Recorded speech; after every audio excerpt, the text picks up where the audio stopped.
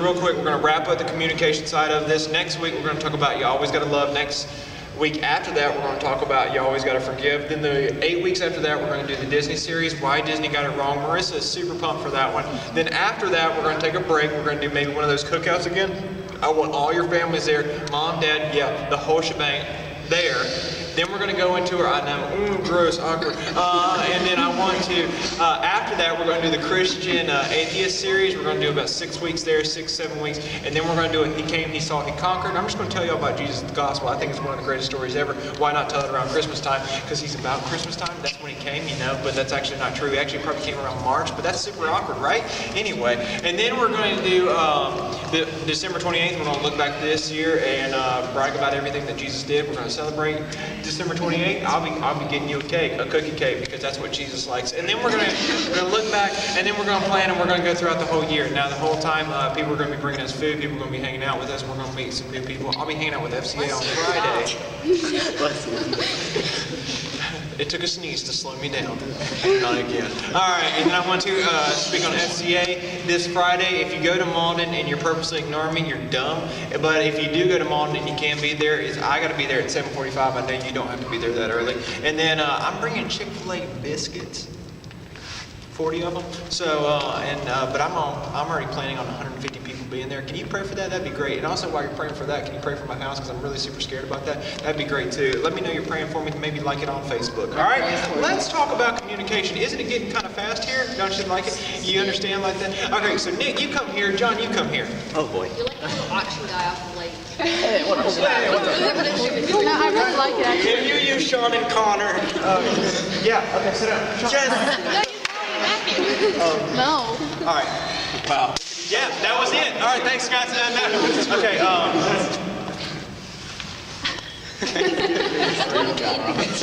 Okay. I got to think about how I want to do this with you, because your feet smell. So I don't want to get too close. So you come here. You stay right there. Never mind. You're the complicated one. Sean, come here. You're the one that's like, what do you mean I got to do this? And I'm just straight speaking truth in your life. Okay.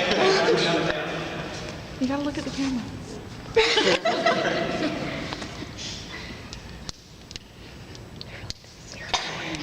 smells like feet. They don't like these. All right, guys. Bible studies at Will's. Okay. You come here. You stand in this half of a circle. I can't get that much clearer. I'm kidding. Let's turn this way, buddy. All right. All right. Cool. Oh, you're in church. Don't use a word. You keep looking that way.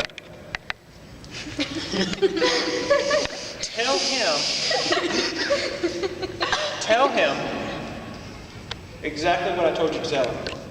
Look that way. Tell him.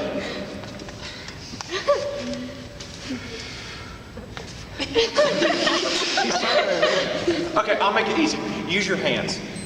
You can use your hand. Don't. You can't touch them though.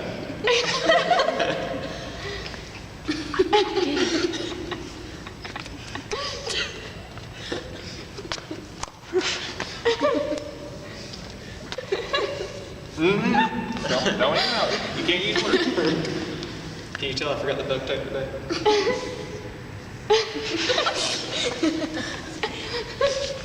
This is really only, that's all I got. I didn't actually prepare a sermon for this week. So. Sermon notes off this.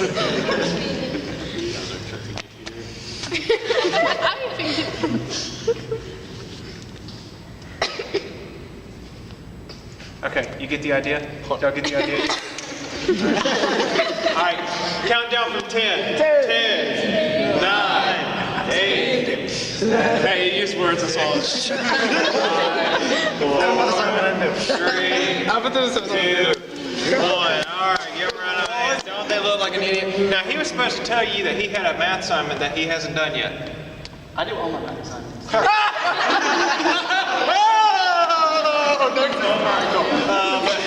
I had a good time there. Now, it's pretty hard if they're not willing to communicate, if they're back to back. It's pretty hard if he can't use words. It's pretty hard if one side can't understand what he's trying to say. And he's trying his best. He was really trying, like,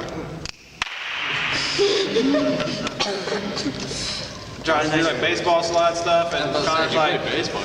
are you like, you got an itch or what? Like, and it's really hard to communicate if the other side isn't willing to help or if the other side isn't understanding what's going on. Communication is hard if both aren't willing to work to get the same goal. Very good. Anyway, What do you say? it's communication can be difficult. Communication can be hard. Now, some of you, when some of your arguments, I bet you felt like that you just saw when it came to. Here, yeah, I know for a fact you're lying. It's hard. So you might feel back to back. So you might feel like, do you not understand English? Why are you yelling? I'm not yelling at you. I got that one all the time. Like, Mom, why are you yelling? I'm not yelling! What are you talking about? I'm not whispering.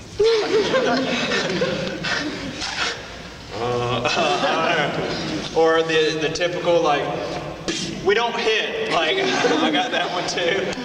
We don't hit. But I think there's three things that we can learn real quick, super quick, because I've got -1 minute to tell you how to do this, okay? But there's three things that boost communication. First one is, it's got to take a chance. Yeah, write these down. This is a homework assignment, Justin. It takes a chance. I love the way 2 Chronicles 36:15 in the Message says that God had compassion on his people and his temple to give them every chance possible. Every chance possible. And if we were to be like God, shouldn't we give more chances? Shouldn't we be a people about second chances? Now, I know there's some problems that because your parents have done something or you have done something that just seems unforgivable, and therefore they don't deserve a chance. Like they did this with your parents, or they did this, or you did this, and I couldn't believe you did this, and this was the last straw, and I can't turn back, I can't trust you. All this stuff, and I hope this is ringing in your mind because there's nothing that isn't forgivable. Everything's been forgiven for you. Everything.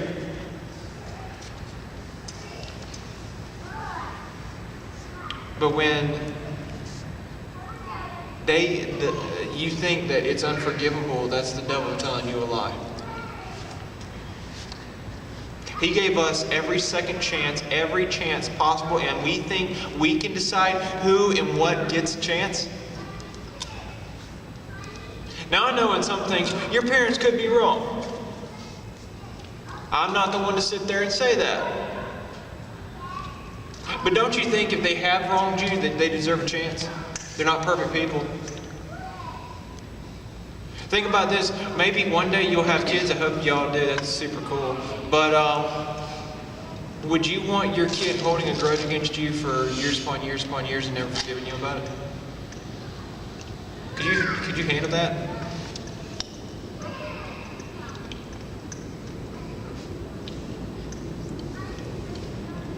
Now, I know they've done stuff that isn't good and it breaks my heart, but families would change if we looked at them and then said everyone deserves a second chance because Jesus gave me a second chance.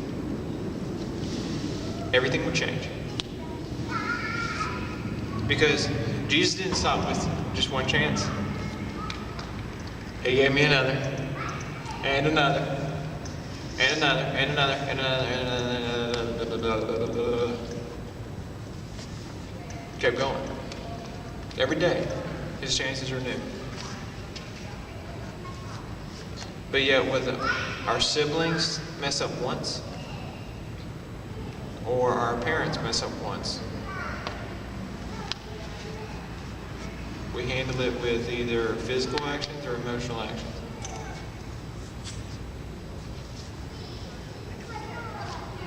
There's stuff that my dad would never hit me, but he would say one thing and it was...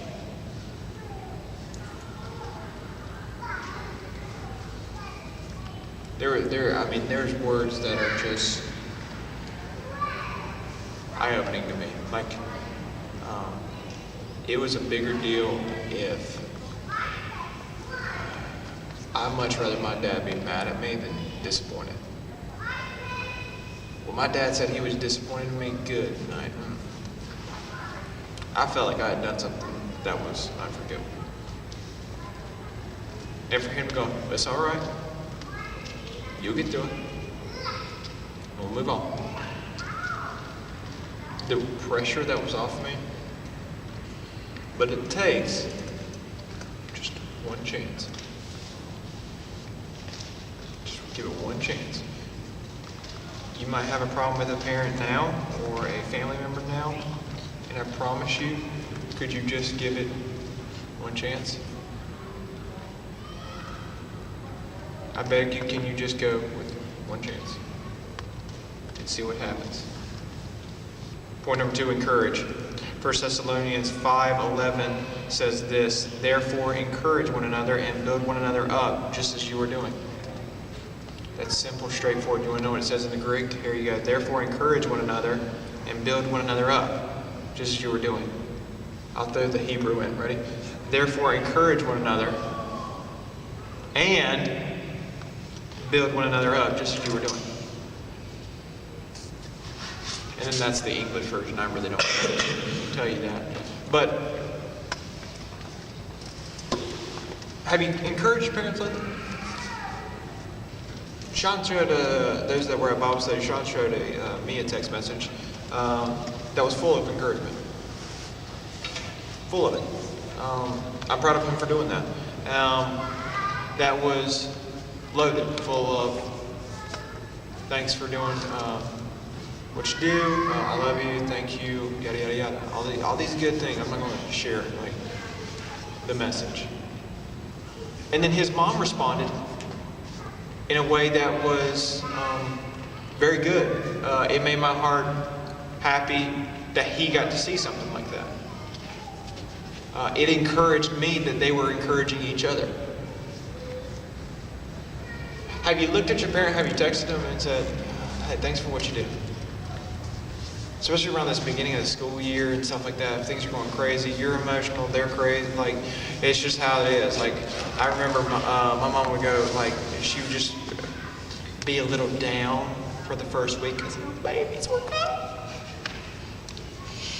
Now it's like, why are you not leaving? But no, it's, yeah, just accurate. But do you encourage your parents? Do they encourage you? Have you asked for them to encourage you more? It's not a bad thing. It's not a bad thing. I love it when my dad says, hey, you're doing something good.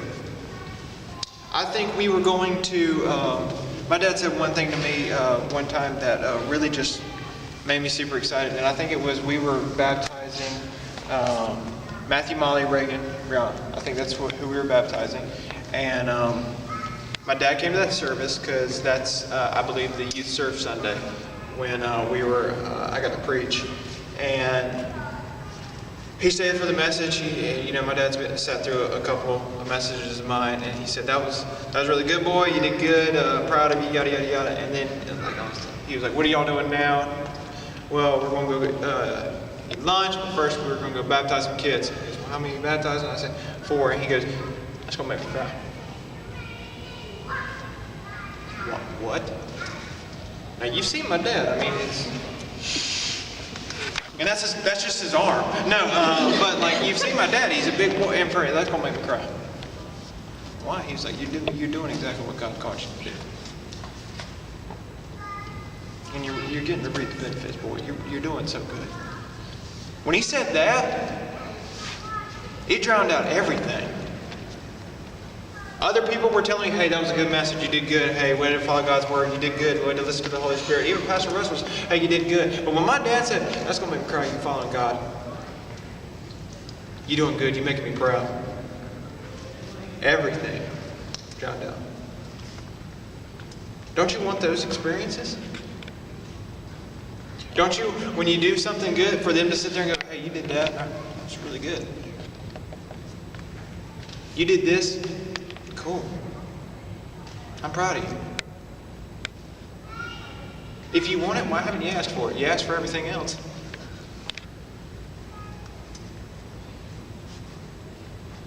Like everything that I own, that I've wanted, like I wanted an Xbox One, I wanted this, I wanted that. That stuff could go away just for my dad to sit there and go, I'm proud of you. Him saying stuff like that makes me feel a lot better than killing someone on Titanfall, or wrecking someone on Forza, or blowing something up on Diablo. Like that's just how it works. Now, have you asked for it? Are you doing stuff worthy of their encouragement? If you're just a slacker and do whatever you want, and you're lazy and pitiful, and you want all this attention, and you're pride, and you're arrogant, and you're a jerk, and you yell at this and you yell at that, and you act like this and you act like that, is that really worthy of encouragement? That I don't see much to encourage you about. It takes encouragement. Find new ways every day to encourage your parents. The problem today is that kids seem to be so ungrateful for everything. Let's change that. Because I know y'all aren't as ungrateful as the world depicts you. I know you're not. But, like we mentioned before, you can't just assume. You have to say it. They can't assume that you're thankful. For some people, the way you act, you don't show it. So let's find new ways every day to encourage our parents. Point number 3 real quick, be humble. Ephesians 6 we looked at last week. Children, obey your parents in the Lord, for this is right. Honor your father and mother. This is the first commandment with a promise that it may go well with you and that you may live long in the land. We are not in charge here. We talked about this last week, but I want to hit it again because I believe it's a huge problem. I was chief of this. You tell me to do something, I'm going to do the opposite to the fullest because you do things like such and such was beneath me. I told you the story Thursday about cleaning that dog kennel out. You remember that dog kennel in the garage? There you go. It was beneath me. I'm better than doing the laundry. You know, I didn't learn how to do laundry until I went to high school. Or not to high school, to college. 2 years in.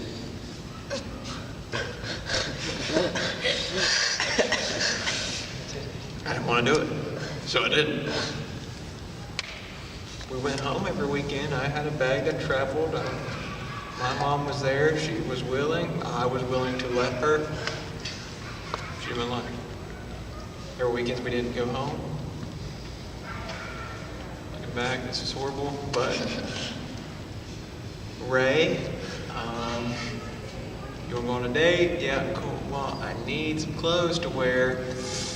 I don't want to do it. They're all crammed here. You mind taking them and then we'll go on a date. I'll have some clothes. Yeah, sure. Yes. And then I moved out. Rachel was 30 minutes this way.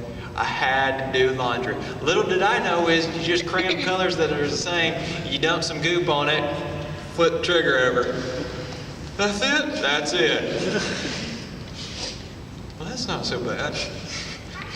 20 years, all right? I've learned to do laundry, all right? You're pathetic. And my friends told me that, okay? It still hurts to this day.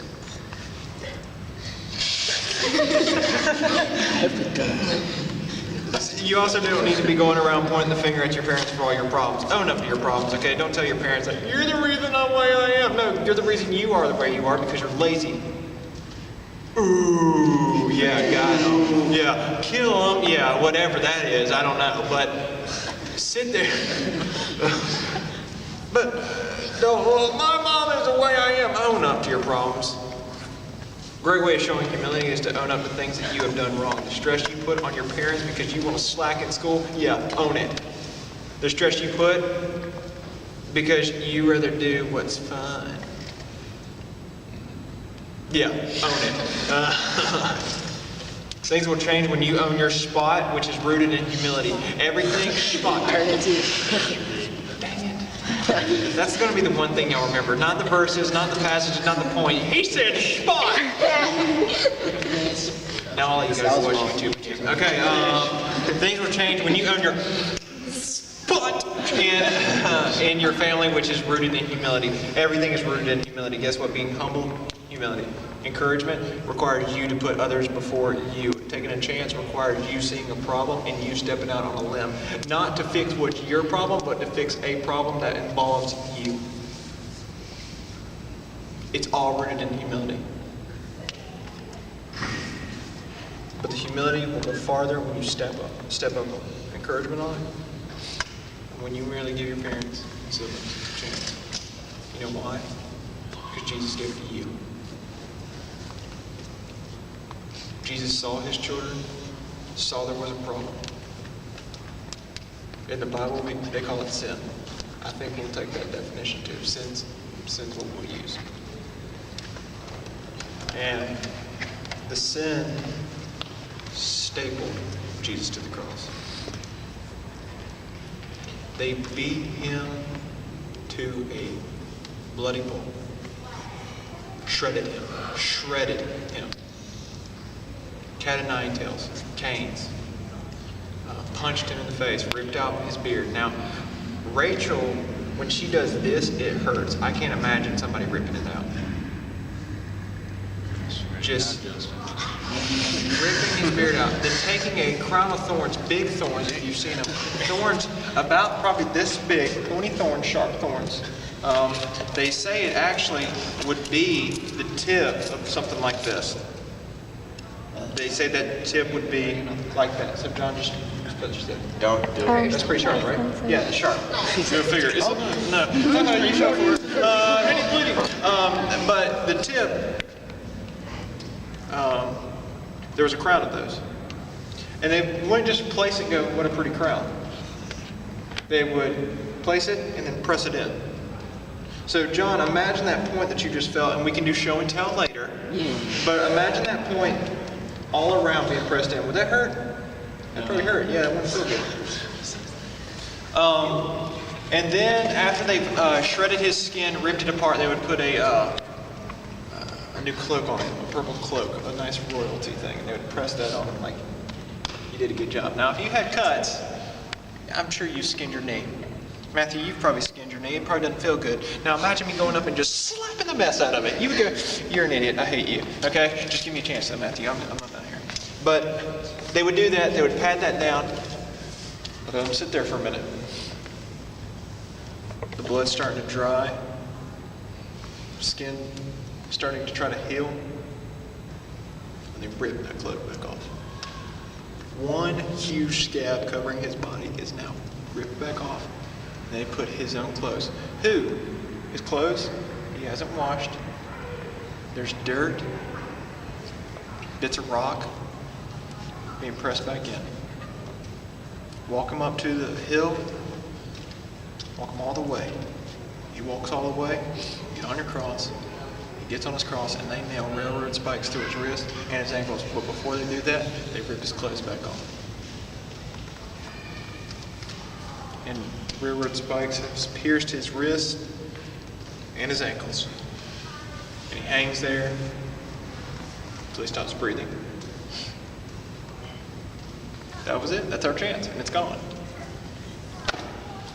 It's gone. They put him in a hole. A hole. And roll a rock in front of it. Put two dudes there. Day goes by, nothing happens. We still got a dude and a hole. Day two, nothing happens. Well, now I'm getting worried. If I'm a follower of this dude, that was our chance. He's gone now. Now on the third day, the ground begins to shake, tremble. Our God walks out. Not a blemish except holes to prove that it was him. Walking. They let him touch his head. Psalmist here, touch my wounds, touch my side, where they shoved a spear straight through him. A spear. Where water, blood poured forth. Our chance was dead. Our chance is new. Our chance is here. It's up to you to take the chance. Some of you might have taken the chance. Awesome. Some of you haven't. coasting on this, I've always been in church, I'm too dirty, or I have this lifestyle, or I do this, or I do that, and I can't do this. Can you just stop that? Because Jesus is sitting there going, I'm not listening. Died for that. Died for that. Well, I did this. Died for that. But I did this. Died and raised for that. I did this. Nothing. But come to me. And I will give you life. I will give you a peace that you don't know. I will calm your fears, and you will never worry. I will give your hope. Hope. I will be new mercies every day. I will show you the epitome of grace. I will give you new things. I will be that help. I will help you through things. I will be that arm. I will be the author and the perfecter of your faith. Not will I be in front of you writing it out, but I'll be behind you, coasting you to be all you can be. And I'll walk right beside you because I know life is scary. I went through it. 33 years. I got it.